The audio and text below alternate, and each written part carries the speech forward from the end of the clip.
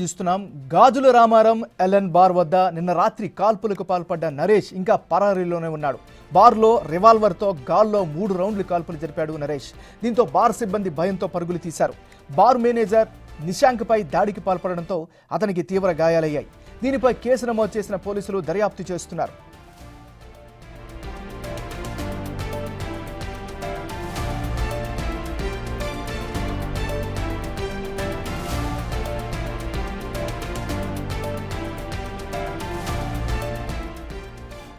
బుల్టెన్లో మనం breaking news చూస్తున్నాం. గాజుల Ramaram LN bar వద్ద నిన్న రాత్రి కాల్పులకు పాల్పడ్డ నరేష్ ఇంకా పరారీలోనే ఉన్నాడు. బార్లో రివాల్వర్తో గాల్లో 3 రౌండ్లు కాల్పులు జరిపాడు నరేష్. దీంతో బార్ సిబ్బంది భయంతో పరుగులు తీశారు. బార్ మేనేజర్ నిశాంక్పై దాడికి పాల్పడడంతో అతనికి తీవ్ర గాయాలయ్యాయి. దీనిపై కేసు నమోదు చేసిన పోలీసులు దర్యాప్తు చేస్తున్నారు. ఇక ఇదే అంశానికి సంబంధించి లేటెస్ట్ అప్డేట్స్ని మా రిపోర్టర్ సురేష్ అందిస్తారు. సురేష్. ఎంఎన్ఆర్ బుధవారం ఏదైతే అర్ధరాత్రి సమయంలో ఒక్కసారిగా ఇక్కడ కాల్పులు జరిగాయి. అయితే ప్రస్తుతం నేను ఉన్నటువంటి ఈ ఎల్ఎన్ బార్ అండ్ రెస్టారెంట్కి సంబంధించి పార్కింగ్ ఏరియా, ఈ పార్కింగ్లోనే బండిలో పెట్రోల్ చోరీ చేస్తున్న గౌతమ్ని ఒక్కసారిగా బార్లో సిబ్బంది ప్రశ్నించడంతోనే అతనితో వాగ్వివాదం దిగడం జరిగింది. ఆ తర్వాత కొద్దిసేపటి తర్వాత నరేష్ మరికొంతమంది 4 గ్యాంగ్ సభ్యులను పిలవడంతో ఈ బార్ నుంచి మొదట ఈ బార్కు సంబంధించి ఇక్కడ గొడవ జరిగింది. బార్ అద్దాలు కూడా ఇక్కడ రాళ్లతో కొట్టి పలగొట్టారని చెప్పేసి కూడా బార్ సిబ్బంది చెప్తున్నారు.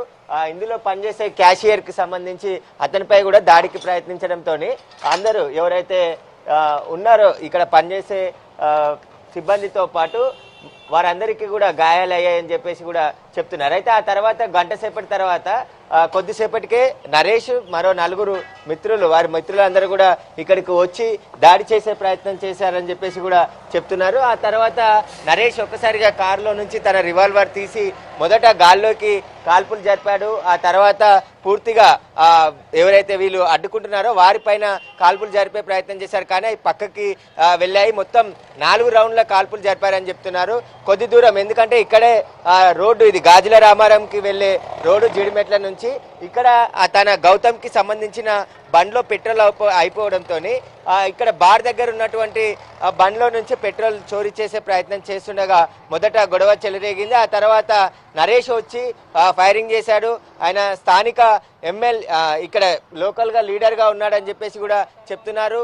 బీఆర్ఎస్లో యాక్టివ్గా తిరుగుతూ ఉంటాడని చెప్తున్నారు. కానీ 2 రోజులైంది ఘటన జరిగి. మొన్న రాత్రి కాల్పులు జరిగినప్పటికీ ఇప్పటికీ ఇంకా నరేష్ని పోలీసులు అరెస్ట్ చేయలేదు, ఇంకా చూపేలే, పరారీలో ఉన్నారని చెప్పేసి చెప్తున్నారు. కానీ ఇక్కడ గొడవ జరిగిన తర్వాత కాల్పులు జరిగాయని చెప్పేసి పోలీసులకి డయల్ 100 ద్వారా బార్ సిబ్బంది సమాచారం ఇవ్వడంతో పోలీసులు ఇక్కడికి చేరుకున్నారు. పెట్రోలింగ్ సిబ్బంది నరేష్తో పాటు మరో 4గురిని కూడా జిడిమెట్ల పోలీస్ స్టేషన్ తీసుకెళ్లారు. కానీ పోలీస్ స్టేషన్ ముందు కూడా గొడవ జరిగింది. అక్కడ కొద్దిసేపు ఉండి ఆ తర్వాత నరేష్ అక్కడి నుంచి వెళ్ళిపోయినట్టు తెలుస్తుంది. నరేష్ పరారీ కావడానికి ఇక్కడ పోలీసుల నిర్లక్ష్యం ఏమన్నా ఉందా అనేది కూడా ప్రశ్నార్థకంగా ఉంది. ఎందుకంటే గొడవ జరిగిన తర్వాత పోలీసులు 4గురిని ఇక్కడ నుంచి జిడిమెట్ల పోలీస్ స్టేషన్ తీసుకెళ్లారు. తర్వాత నరేష్ని వదిలిపెట్టారా లేదంటే అతను అక్కడి నుంచి పారిపోయాడా అనేది కూడా మిస్టరీగా మారింది. 2 రోజులు అవుతుంది ఘటన జరిగి, ఇప్పటికీ ఇంకా నరేష్ని అరెస్ట్ చేయలేదు. కాబట్టి ఈ బార్కు సంబంధించి కూడా ఘటన అర్ధరాత్రి 1 గంట తర్వాత జరిగిందని చెప్తున్నారు. పోలీసులు ఇప్పటి వరకు ఈ ఘటనపై ఎలాంటి వివరణ ఇవ్వలేదు. కాల్పులు జరిగాయి, కేసు నమోదు చేసి దర్యాప్తు చేస్తున్నామని చెప్పేసి జీడిమెట్ల సిఐ మల్లేష్ చెప్తున్నాడు. కానీ ఎవరు కాల్పులు జరిపారు, నరేషేనా లేదంటే మరోవరెవరైనా కాల్పులు జరిపారనే దానిపైన ఇంకా స్పష్టత లేదు. కాబట్టి కాల్పులు జరిగిన నరేష్ కోసం గాలిస్తున్నామని చెప్పేసి నిన్న జీడిమెట్ల సిఐ చెప్పడం జరిగింది. రాత్రి 1:30కు ఘటన జరిగిందని చెప్తున్నారు. అంటే బార్ ఎన్ని గంటల వరకు నడుస్తుంది, బార్ క్లోజ్ అయిన తర్వాత ఈ ఘటన జరిగిందా లేకుంటే ఎప్పుడు ఎన్ని గంటల సమయంలో ఈ ఘటన జరిగిందని దానిపైన కూడా పోలీసులు విచారణ జరుపుతున్నారు. ఆ బార్లో సీసీ ఫుటేజ్తో పాటు పక్కనే ఉన్నటువంటి స్టీల్ షాప్కి సంబంధించిన సీసీ ఫుటేజ్ కూడా రికార్డ్ అయ్యాయి. కాల్పులు జరిగే దృశ్యాలన్నీ కూడా అని చెప్పేసి ఇక్కడ ఉన్న బార్లో పనిచేసే సిబ్బంది చెప్తున్నారు. ఇక్కడ ఒక అతను ఉన్నాడు. ఒకసారి ఆ రోజు ఏం జరిగిందో తెలుసుకో. ఏం జరిగిందండి అసలు రాత్రి? రికార్డ్ అయిందంటే కదా, ఫైరింగ్ అయిందని తెలుసా?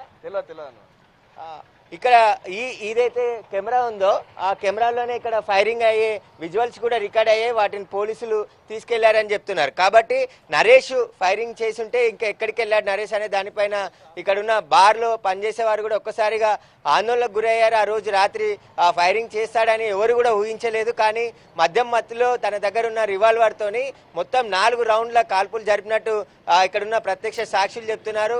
ఆ బార్లో పనిచేసే మేనేజర్ పైకి ఆ తార్ కారులో వచ్చారు. ఆ కార్ని కూడా పైకి తీసుకెళ్లే ప్రయత్నం నరేష్ చేసిండని చెప్పేసి ఇక్కడున్న బార్లో పనిచేసే సిబ్బంది చెప్తున్నారు. కాబట్టి ఆ నరేష్ కి గన్ ఎలా వచ్చింది, అది లైసెన్స్డ్ గన్నా లేదంటే ఎక్కడి నుంచి రివాల్వర్ తీసుకొచ్చారు, అంత డేర్గా ఇక్కడ కాల్పులు జరపడానికి గల కారణాలు ఏంటి, నరేష్ వెనకాల ఉన్న వ్యక్తులు ఎవరనే దానిపైన కూడా పోలీసులు విచారణ చేసి వారిని పట్టుకోవాలని చెప్పేసి బార్కు సంబంధించిన సిబ్బంది కూడా చెప్తున్నారు. MNR. Right, thank you Suresh.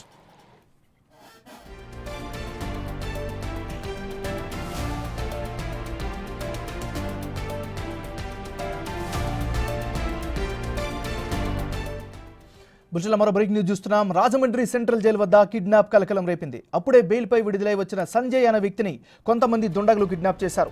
కారులో వచ్చిన 5 వ్యక్తులు ఒరిస్సాకి చెందిన వ్యాపారి సంజయ్ను ఎత్తుకెళ్లారు.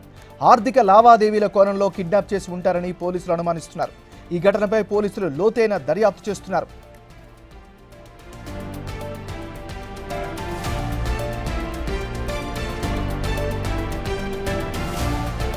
ఈ ఘటనకి సంబంధించి మరింత తాజా సమాచారాన్ని మా రిపోర్టర్ శివశంకర్ అందిస్తారు. శివశంకర్, చెప్పండి, పోలీసులు ఏం చెప్తున్నారు? Thank you MNR.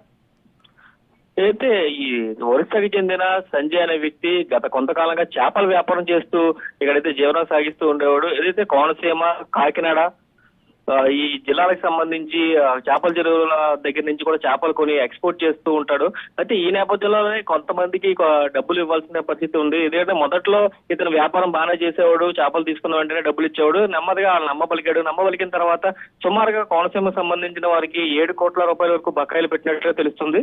ఇలాగే ఒక చీటింగ్ కేసులో తునికి సంబంధించి ఇట్లాంటి ఒక కేసులోనే చీటింగ్ కేసులో అరెస్ట్ అయిన విడుదలైన సంజయ్ ని ఏదైతే వారికి డబ్బులు రావాలో కోనసీమ వాసులు వారందరూ కూడా ఈ కార్లు ఎక్కించుకుని కిడ్నాప్ చేసేటంటూ ఆ ఘటన అయితే నిన్న కలకలం లేపిందని చెప్పుకోవాలి. ఏదైతే కార్లో తీసుకెళ్లింది కూడా పూర్తిగా లావాదేవీలందరినీ కూడా సెటిల్ చేసుకోవడానికి అని చెప్పి పోలీసులు అయితే ప్రైమరీగా నిర్ధారించారు. అయితే ఏదైతే ఈ చేపల చెరువులకు సంబంధించిన డబ్బుల కోసం మాత్రమే అతను తీసుకెళ్లి ఉంటారని అయితే పోలీసులు భావిస్తున్నారు.